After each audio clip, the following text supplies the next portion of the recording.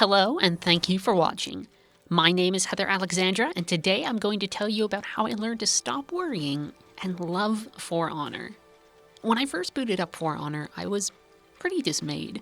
The game seemed awash in ugly and really unsatisfying progression systems. The majority of them pretty much are there just to encourage microtransactions. Do you want some better loot? You should spend some in-game currency for new armor and weapon parts to get a nice stat boost. If you want all of the characters' moves, you should just drop a few bucks and instantly access every single one of them. The alternative to this was a really long and sluggish grind uphill through levels that made you get everything slowly and piecemeal. It was awful. It felt exploitative.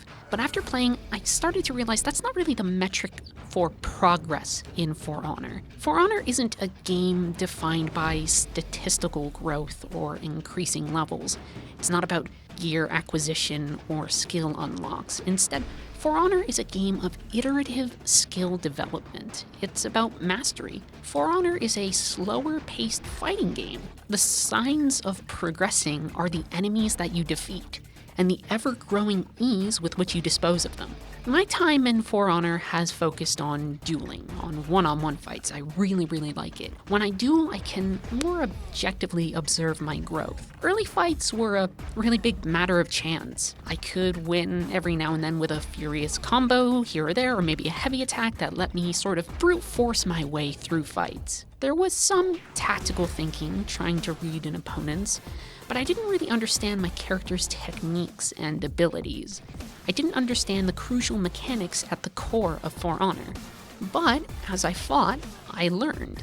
Which doesn't seem like a radical notion until we understand that the strength of For Honor over most fighting games is that the slower pace allows for an easier analysis than if I was playing Street Fighter or Marvel vs. Capcom. For me, those games are wild and fast, and I have no clue what's going on. For Honor is understandable, it's parsable. And with an improved understanding of all my skills and a nice fundamental grounding of basic techniques, I was now free to observe opponents and to react to their behaviors. I began to read my enemies. And again, this isn't anything big, it makes sense. Getting better at something feels better, but it really is great, and the strength of For Honor is the way that you can really observe your own growth. A match would go something like this. Okay, round 2. I won last round, so what's his deal?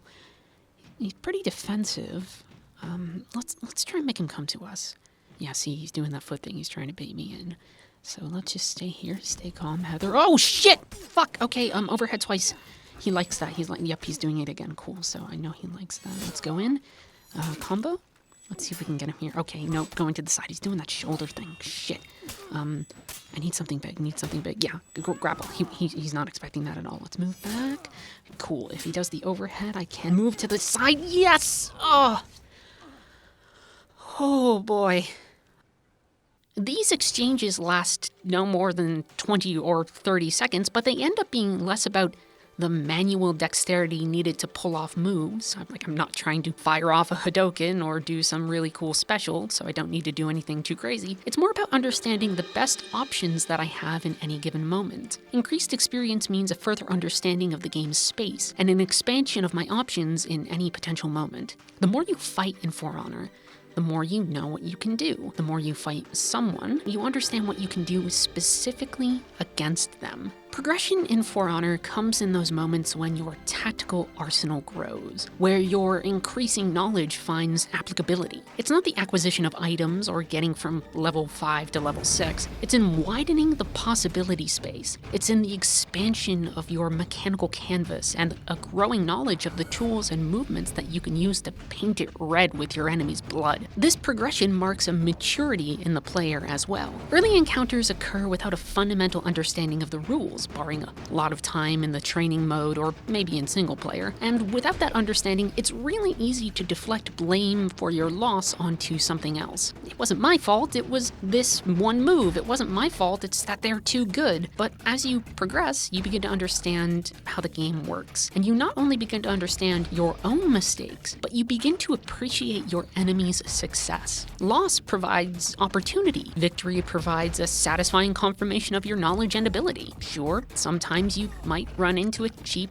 tactic here or there, but moving from less modal forms of fighting into something intuitive and varied is an incredibly rewarding experience. That's the secret at the core of For Honor, and probably at the core of all fighting games. Growth is measured in competency and reflected in victory. It's not in loot boxes, armor sets, or cool emotes. The real progression system is an intangible expression of knowledge and the growing mastery you use in a fight. And because For Honor's entry barrier is pretty darn low, many players will be able to enjoy that kind of growth. Not bad, For Honor.